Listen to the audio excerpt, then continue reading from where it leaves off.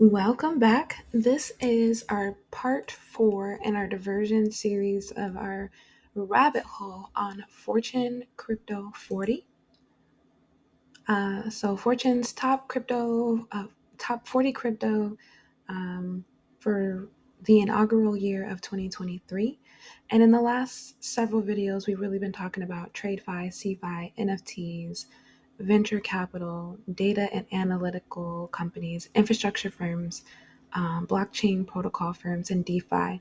So these are the categories that are ranked in Fortune Crypto's top 40, and then we defined them, and we opened up a couple of articles so that we could get a better understanding of each of these terms, or like um, outsourcing for additional information, if you will. And so the last article that we reviewed three other articles. So this is the last one, and it's about CeFi.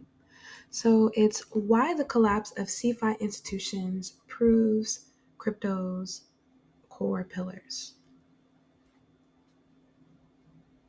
And this is on Cointelegraph, the future of money.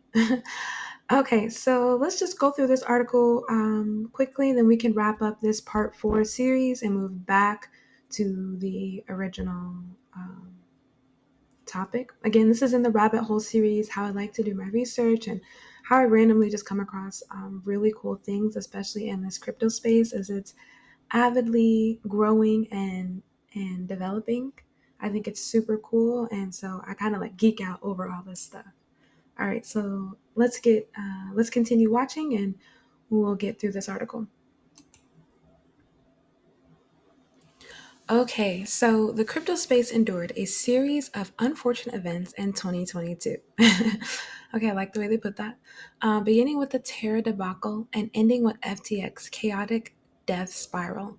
These events heightened consumer skepticism and hesitancy toward crypto platforms. Yet the industry is holding steady today. The market is even trending upwards at the time of writing. All right, and so this is an article from the 17th. So I know we've been going this over this for the past, or this is an article we actually found just in the last video. So today's April 24th. It's taken me a couple of days to get through everything in conjunction with my my life, I guess. I can't be at the computers all day. All right, so let's see. So the events heighten consumer skepticism and hesitancy toward crypto platforms, yet the industry is holding steady today. All right, crypto's current potential trajectory toward a recovery signals two key takeaways. The space is resilient and here to stay, despite multiple setbacks. Secondly, centralized or CeFi entities such as exchanges or trading and lending platforms have proven they can be a weak link and must find ways to address their shortcomings. So, what happened? Okay, so give me a second here. I want to just recap here. So, crypto's current potential trajectory, or the path that it's on, has had two key takeaways. The space is resilient and here to stay. Okay, so crypto is here to stay. The future of money, as is implied here, and as a person, I speak the language of money. But crypto is here to stay, despite the setbacks. Okay, so there is growth that is here in this space, despite the horrendous news. And I don't want to um, slight any investors' personal or financial or economic experiences throughout the turmoil that's really been happening in this space. But I also want to invite you or any investors that you may know of to adopt the proper trading mindset, and really how to be unattached to money. So that's something that we will continue to discuss, especially potentially on the lower tiers as well. Um, Maybe we'll do a series on trading in the zone and developing a trader's mindset. I like to call it an assassin's mind. We're assassins out here in the market. And so the idea is not to overtake or to overthrow the economy or any entity or, regulating body, any banks or anything like that. Is just the focus is to it's like the art of letting go, and really getting into the flow. So if you're an athlete or someone who performs or, any artist or anything like that, then you might be familiar with, being in the state of flow and just allowing things to flow as they come, and and your response is what's necessary, is what's needed, not necessarily a reaction, because we all can overreact or, that's a thing. No one says over respond, but they say overreact all the time. That's just a commonplace thing. Okay. So I just want to be mindful of that and stay tuned for the series on trading in the zone. It's a really remarkable book that I am still working through, and I've been reading it for a few years. But it's something that you develop, not necessarily something that you acquire. Okay, can't be purchased, must be owned. All right. So anyway, so the space is here to stay. All right, despite the setbacks. And secondly, centralized or CeFi entities such as exchange or trading or lending platforms have proven they can be a weak link and must find ways to address their shortcomings. So this is on honestly competition. Okay, so we will potentially see our banks and our like I said, exchanges, trading, lending platforms really upping their game as people are moving more to DeFi, as DeFi is more attractive, as it has more of a sex appeal, if you will. Traditionally, uh, um, people can see banks as the bad guys, especially if you come from, a lower place on the socioeconomic status, okay? From a place of poverty or malnourishment in your economic system. So I think that there, um, though we are, really looking towards decentral finance, maybe there might be some benefits or attributes to increase competition in our economic system in regards to centralized finance. Okay. And so that's something to be mindful of. While we all may love and like DeFi, ultimately we can understand that it's being built upon what has already been established by CeFi. And no one knows what the future holds. So we can't say definitively that CeFi or traditional banks or traditional banking systems will fall away or cease to exist. But now they have competition, okay? And they have, something that, you know, might put a little rattle in their boots, if you so will, because there's big money coming in. We saw the crypto space DeFi was at $3 trillion. When I really jumped into it, I really started to have a lot of success in my Forex market or Forex trading. And then to challenge myself, I upgraded from GBP JPY, otherwise known as BAY GJ, to Ethereum USD. And I started to see that I had a lot of massive success and that I was actually extremely powerful in trading. I really felt a strong sense of self empowerment with my skill set. Now, this is something that I've been studying since 2017, and I've really put my 10,000 hours in. So, or I'm just getting there, and so it's super exciting to see that I'm really starting to make some headway in overall developing um, of my investor mindset. Okay. So anyway, like I go into affirmations and things like that, and perhaps that'll be something that I share in another video or another series. But anyway, not to like segue off into yet another thing, but it's super exciting, the times that we're living in, the things that we're experiencing in regards to finances and economy, global economy. There are massive changes, massive shifts that we're starting to see, and we're all getting a chance to live and be a part of it. And I think that's something really worthy of of being well grounded in and showing gratitude for, despite the turmoil that these kinds of economic upheavals might take or might have on the economy. All right. So what happened? Many factors played a role in the failures of centralized entities. While the market downturn and contagion played a role in many of these collapses, the root causes can be boiled down to two main issues: centralization and imprudent decision making. Let's just look up this word real quick because I think I know what prudent means.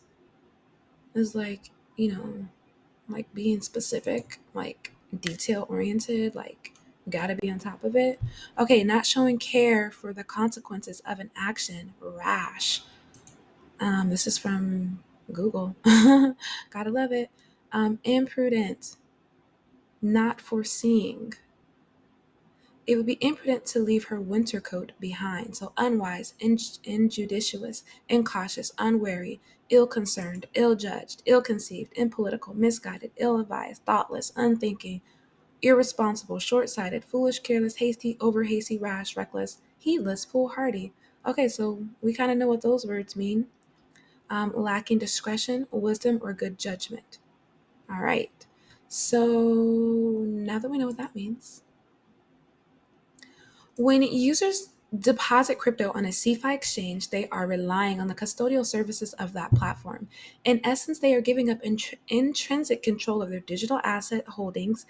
In certain instances, are loaning their crypto to the CeFi entity. In such cases, users become unsecured creditors, meaning they are indirectly lending their money without receiving any collateral or protection.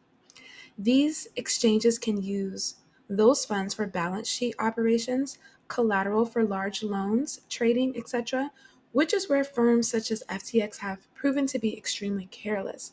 The FTX implosion resulted from misappropriation of customer deposits and both irresponsible leverage and risk management. Okay, so let's pause, okay?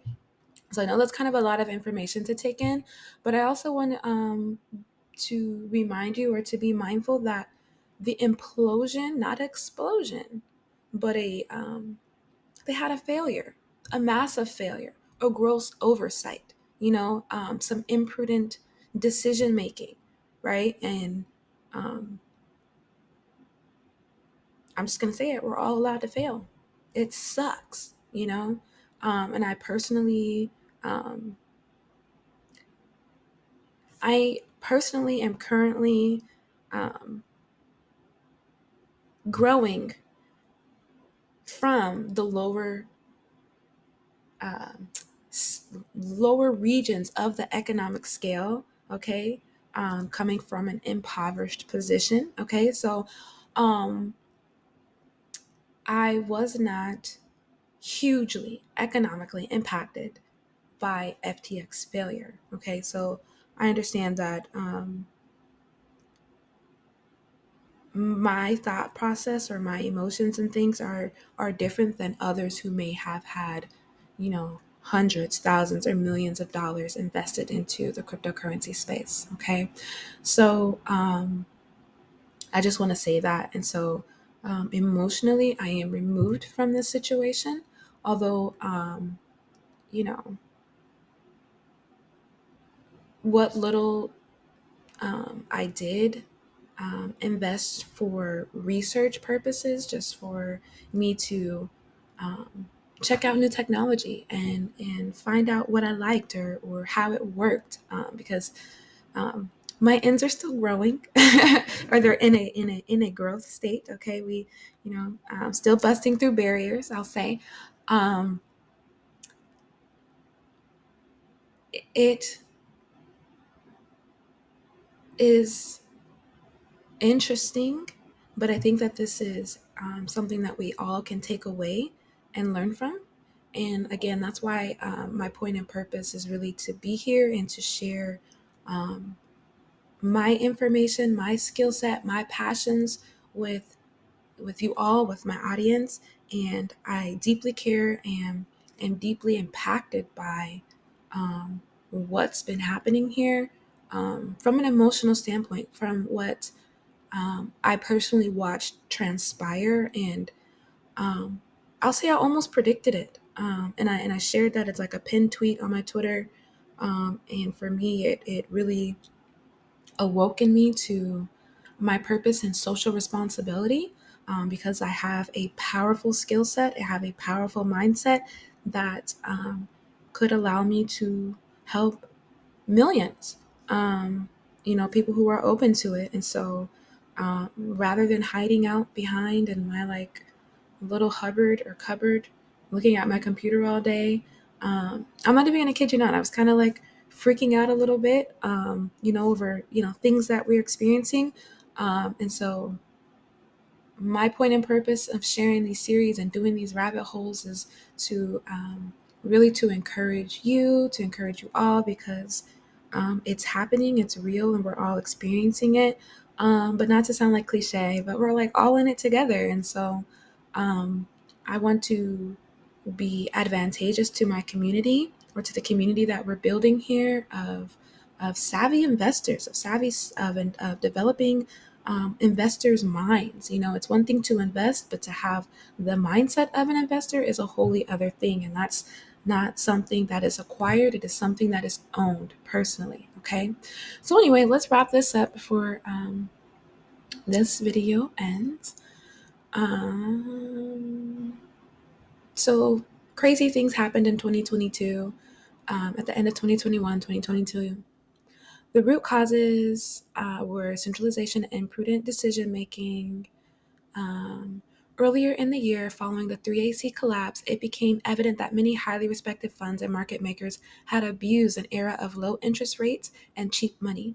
A number of players found themselves exceedingly leveraged, taking on uncollateralized loans or posting illiquid digital assets as collateral.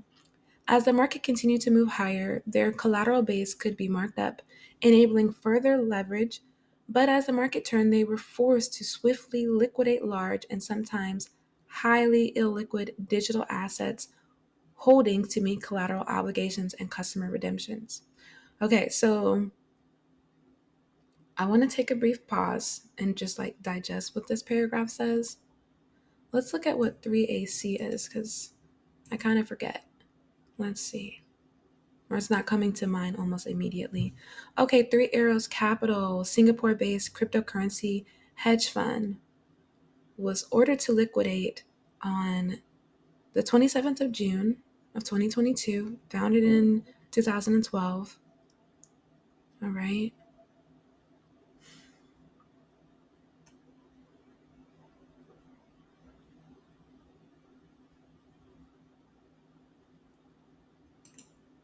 All right, let's go back and read this article.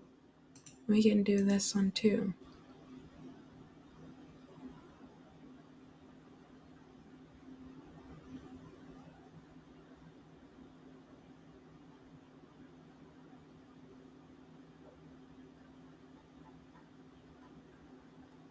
And then we have something newer just as of last week. All right, so I know this is taking another segue into something else, but I want to make sure that, my audience, we're all fully informed or well informed on what's happening in the crypto space.